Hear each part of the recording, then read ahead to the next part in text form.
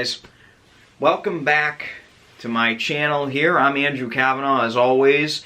You're noticing that this is a different setting, one that you've never seen before, and it's a different show. So today is the first episode. This is the inaugural episode of Streaming with AC.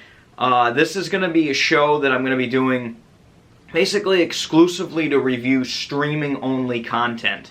So when a movie or a TV show premieres that I'm really interested in, I'll be reviewing it on here, as long as it's not on disc. If it's only going to be on streaming, then I'm going to be reviewing it for you on this channel. And this is the show that I'll be using to review that content.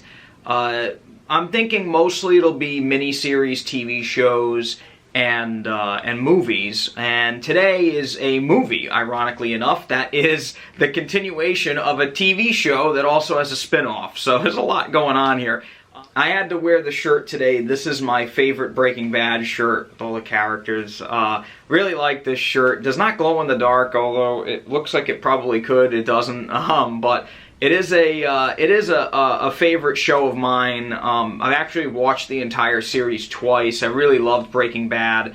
Again, just a genius TV show, watching this character go from this really nice, innocent, school teacher, chemistry teacher, to like an absolutely horrid drug lord. It is an amazing idea.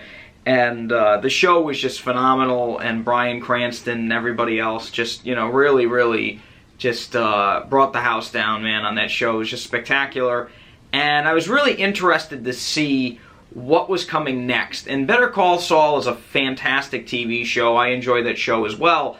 But I wanted to see, what was going to happen after the events of the finale of that show. And so we have El Camino, which is yet again written and directed by Vince Gilligan, the creator of the original show.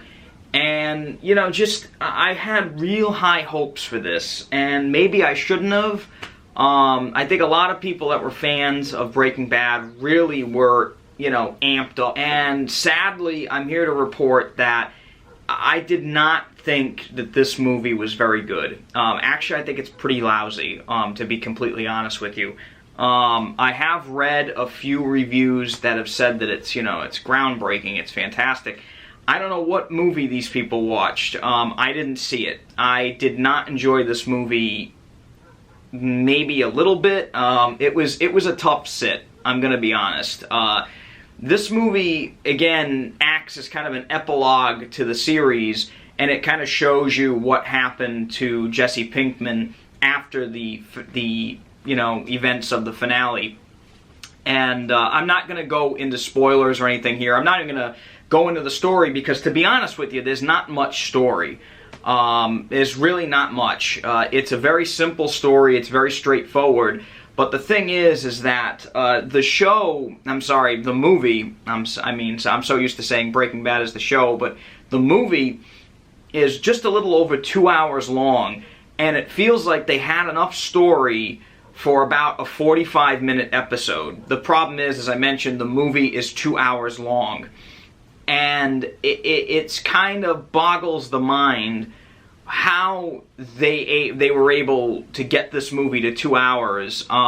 It is mostly flashbacks. Again, the movie is basically 60-40, 60 being flashbacks, 40 being current events, which is happening after the events of Breaking Bad. And the movie does take place directly after the events of that. Again, not giving anything much away there, but the show, again, the greatest thing about the show was the fact that it had fantastic writing. It was always interesting. It wasn't like an action TV show. You didn't watch it to have, fast action and excitement and stuff. You were waiting to see what was going to happen next. And in this movie, I just think Vince was so focused on trying to explain what was going to happen in this movie that he had to show us flashbacks of what we didn't see in the series in order to make what was happening on screen more understandable, maybe more valuable. I don't know. But I really think the movie could have cut almost every single flashback except for two. There are really two flashbacks out of God knows how many that were actually pertinent to the plot.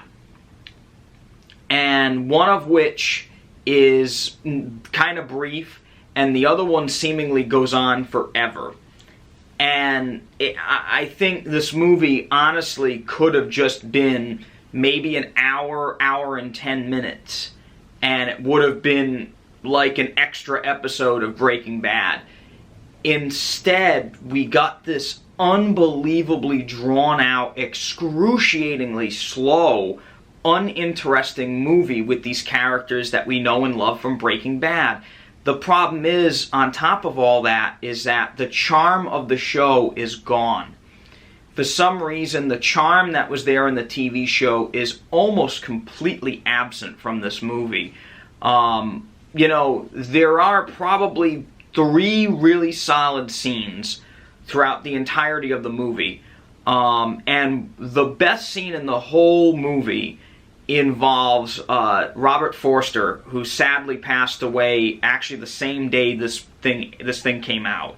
Robert Forster is one of, I think, was sadly, was one of the best actors that ever walked the planet, in my opinion. This guy had such a charm to him, and he was so, like, under the radar for almost all of his career, that it's kind of sad that only now people are kind of remembering him from different movies. And he was a great character actor as well. He played parts all over the place. The latter end of his career, he ended up playing a lot of cops and generals and things like that.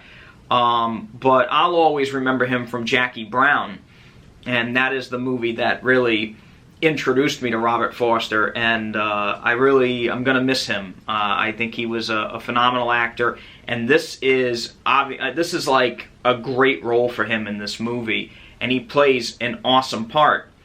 And again, I won't give it away who he plays, but again, he has such a wonderful scene with Jesse, and I really enjoyed his part.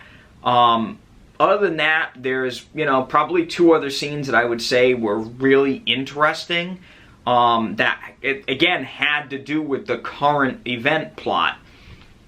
There were so many flashbacks, to Jesse, during the events, or kind of during the events of the last couple episodes of the show. Again, not trying to spoil the show or the movie here.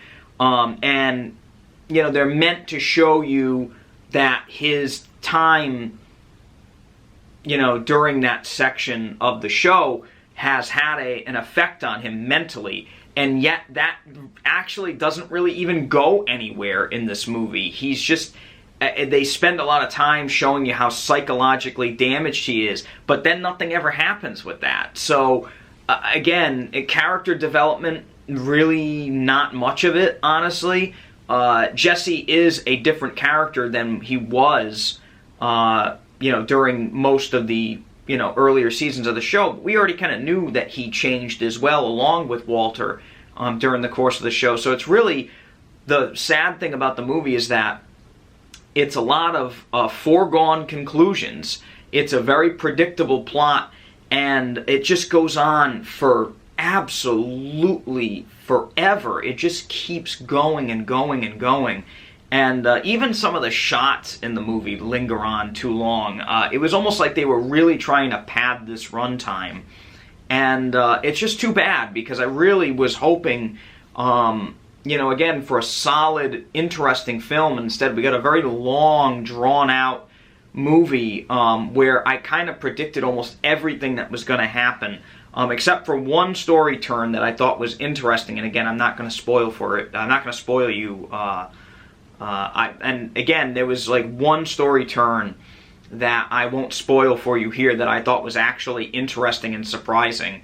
Other than that, it was just a lot of flashbacks and a lot of things that just were taking too long to unfold on screen. And I have nothing wrong, there's nothing wrong with a movie that's longer or a movie that has a slower pace. It's just that it has to have a purpose behind it, and this movie felt like it was meandering a lot of the time.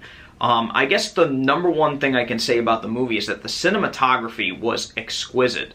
It is on Dolby Vision. It does have Dolby Vision on Netflix if you're watching it on a TV that is Dolby Vision capable, and you are paying for the subscription on Netflix that has that HDR streaming, 4K streaming, I should say.